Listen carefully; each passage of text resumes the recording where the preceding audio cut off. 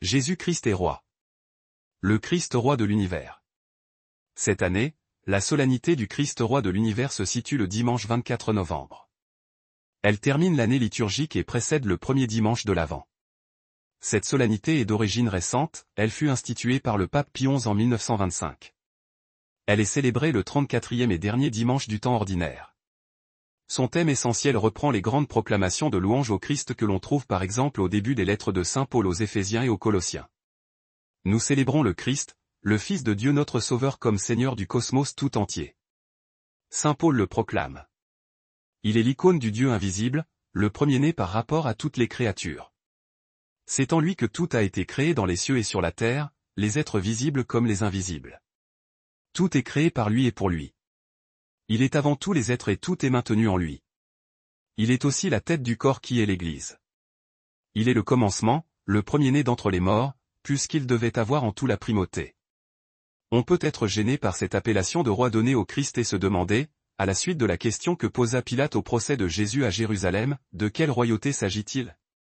Le nom que préfère se donner Jésus n'est ni celui de roi, ni celui de Messie. Quel nom lui donner alors? Un double nom reliant la gloire et la croix.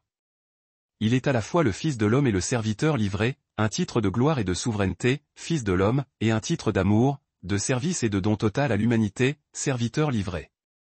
Jésus le rappelait sur la route d'Emmaüs, après sa mort et sa résurrection, aux disciples qui n'avaient rien compris, ne fallait-il pas que le Christ souffrit cela d'abord, pour entrer dans sa gloire?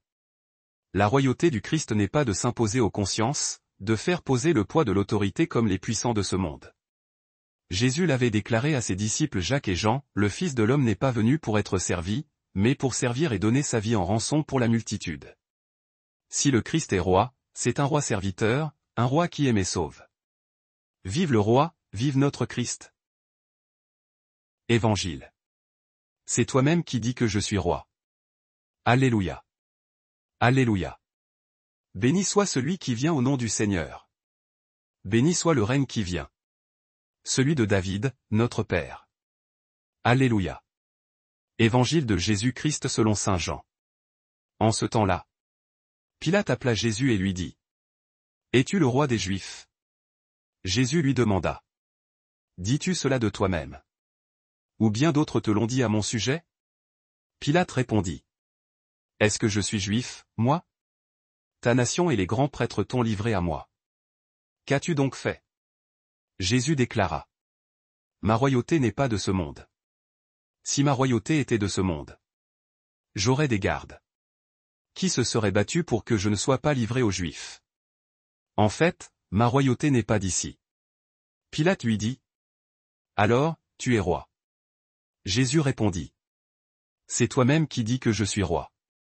Moi, je suis né, je suis venu dans le monde pour ceci. Rendre témoignage à la vérité. Quiconque appartient à la vérité. Écoute ma voix. Acclamons la parole de Dieu. Louange à toi Seigneur Jésus.